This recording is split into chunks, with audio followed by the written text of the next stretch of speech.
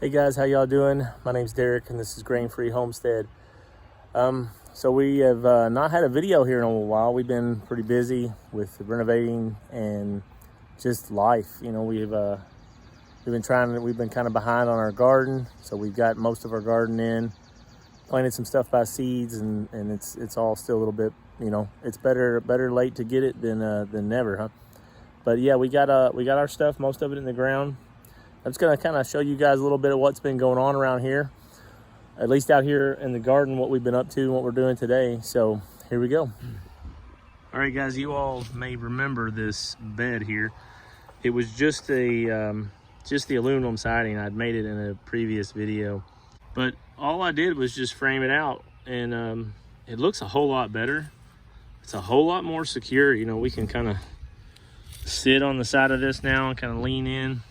We planted potatoes in here, and I really like the way it turned out. I just kind of looked and saw what some other people did and followed along. It's an easy little thing to do if you're wanting to make a bed like this. You know, you just got to pay for the wood. It's a little bit pricey for the wood, but you know, it looks really nice. I'm happy with it. So put a little bit of time into that this past few weeks, just my spare time, just throwing this together. And I'm not no carpenter. It's not perfect, but believe me, if I can do it, anybody can do it. So don't get overwhelmed. You can just watch the old video I had of me making just the metal frame, or just the metal siding, and then I've had it for a year like that. I noticed whenever I moved that metal, just the metal frame, that it wasn't really sturdy, and at least not enough, and the dirt was kind of falling out of in the seams and the corners, and it wasn't holding together very good. It was, it wasn't really meant to move. But once you put this wood on here, it really locked it in, made it structurally sound, and it made it a whole lot nicer. I mean, it's really nice being able to just having this lip without having to worry about getting cut or anything. You see our potatoes, we got a late start to these, but they're finally starting to come up. And we planted a bunch of different stuff. I was going to show you guys. I was going to talk to you guys a little bit of what we fertilize with. So years ago, we used to use Miracle-Gro, just like everybody else. Most people usually start out using Miracle-Gro. As a kid, my mom used to have us help her get 5-gallon buckets, and we would mix up Miracle-Gro and water all our plants and stuff with it. And it says that you can use it on your garden. The Miracle-Gro is it's a nitrogen that's made in a lab somewhere. It's not nothing natural, but it says it's not going to hurt you. It's not going to mess up your it's not going to give you cancer or something like that, but it's synthetic, and I'm just not a big fan of it. It really kind of doesn't help your soil. It's good for your plant. It gives your plant all that nitrogen and all that stuff it needs. But there's other ways to do it, and we kind of switched to the Alaskan fish emulsion. There's a few different brands. It is it's like 2 tablespoons for your garden for 24 fluid ounces is what it says for garden plants. You can use it on a lot of different things. It's a really mild nitrogen. It's not something that's going to really burn up your plants. So I don't know if you can even burn your plants up with too much of that stuff. I guess you can, but it's probably hard to do. You can use that twice a week, and all that fish emulsion is just ground up fish and fish leftovers. I will warn you though, it does have a really bad smell to it, and if you're sensitive to smells, if you can't handle something that stinks, fish emulsion is probably not what you want. You might want to find something else. But it kind of, gardening is hard, and if you want to be self-sufficient, and if you want to do things long term, or be able to do it on your own, I can go out and catch fish and understand how that all works, and be able to fertilize my garden I mean, it's a simple thing. Just catch you some fish and use it as fertilizer. You can just buy this stuff at the store, so you don't have to mess with catching the fish. But if things got bad, you would have an alternative. There's not going to be, Miracle Grow isn't very self-sustaining. You're just paying a big company to make some expensive fertilizer, and I'm just trying to find alternative means to grow my garden that doesn't count me spending tons of money on products that just aren't good for my soil. And that's kind of what a lot of that synthetic nitrogen does, is it gives everything that your plant needs, but it burns up the soil and it kills a lot of the little micro bacteria and organisms. Kind of like your gut. If your gut health isn't good, and your soil health isn't good, it makes it harder for your plants to over time. You're going to be constantly having to give them Miracle Grow, and that's probably the plan. Is, hey, you got to just keep buying Miracle Grow. You'll just keep buying it. So if you use something like fish emulsion, it's it feeds the soil, and the soil feeds the plant, versus Miracle Grow just feeding your plants. So we like using the fish emulsion. I use a pump sprayer. Put 2 or 3 tablespoons in there. You don't really have to measure it, and that way you ain't getting it. If you're trying to dip it in a bucket, it'd be pretty nasty. This stuff it smells. If you have a pet dog, watch out, because they're gonna try and sniff this stuff and eat this stuff, and whatever you do, don't let your dog get into this. It is they'll try and run off with it. So put it in a high place so no animals can get to it, and you put it in a sprayer, and you can put the fish emulsion directly on the base of your plants when you fertilize them. Works out a whole lot better. You don't use as much, because you're not wasting tons and tons of, you use any of those Miracle Grows or whatever. You're dumping a cup of fertilizer all around your plant and not really directly on it. You could put that stuff in a sprayer too. It would definitely help. So any kind of fertilizer, a good idea would be put it inside of a sprayer, a pump sprayer, and I'll show you what I'm doing with that here in a minute. All right, guys. So this is just a basic small little gallon pump, little hand pump. You can pick those up pretty much at any hardware store. So, and the smell of this, I mean, you can tell it's gross looking. It smells worse than it looks. I'm not really measuring it. I'm just kind of putting some stuff in there. That's good. That's all you need. Like I said, don't do this, or be prepared that your dog will want to be all over this. So I'm gonna mix this with some water and be ready to spray.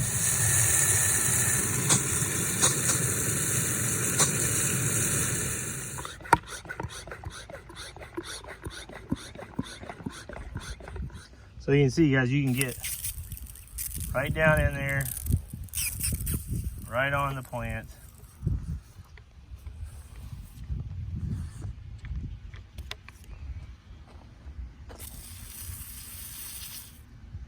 Really good. You ain't getting it all over the place.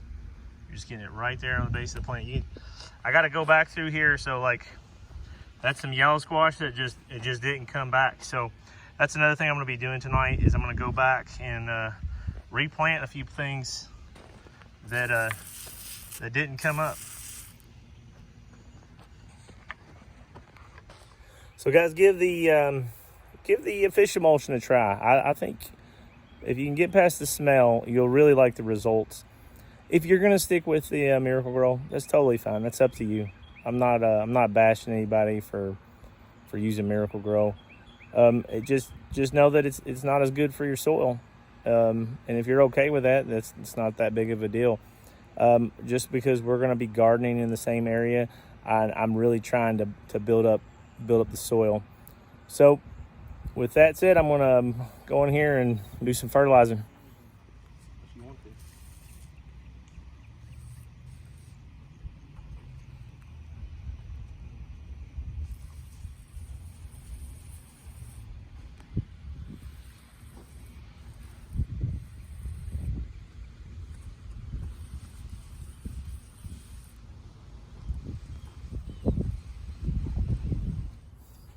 All right, guys, so I got the garden all fertilized with the fish emulsion. Stephanie's over here and Hannah are planting some marigolds to help with pollination.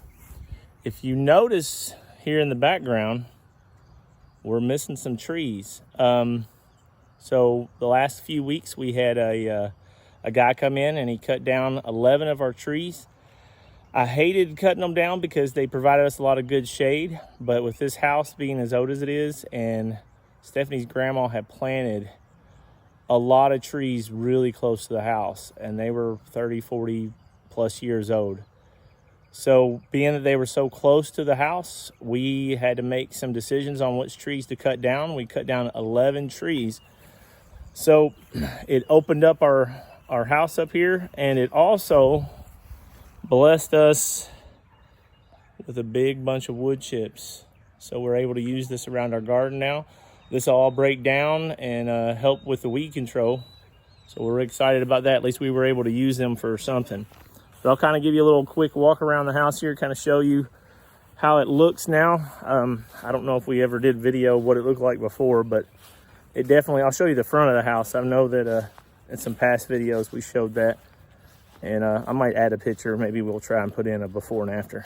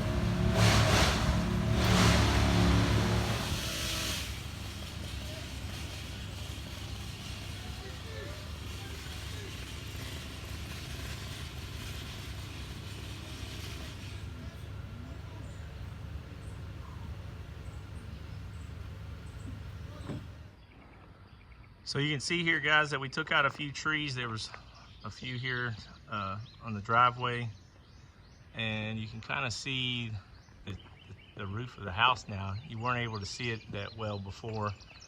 You just kind of see the pitch and everything. There was a few trees over here. These were all really big trees. You can see how close they were to the foundation of the house. We had one really big one right here that, I mean, it was either gonna fall one way onto this building or onto the house. And these were really, really big trees. We are definitely gonna miss the shade, but we had to take them down. Here's the front of the house now that it's been kind of opened up. Getting those big trees down, it kind of it kind of helped with dealing with like maybe mold and a lot of the just the muskiness. The leaves were blocking up all around the gutters. They were getting in everything. They were really hard to clean up, and they were just getting real close up to the house, and just piles and piles of leaves. There were so many trees. So this just helps open up the house. It helps the house breathe a little bit, because it was just really congested in here. It was just no sunlight was really getting in hardly to the house. So that's the video, guys. I hope you all enjoyed it. If you want to like, share, and comment, we'd really appreciate it. If you haven't subscribed already, we hope you do. Thanks a lot for watching the video, guys. You all have a good one. See you on the next one.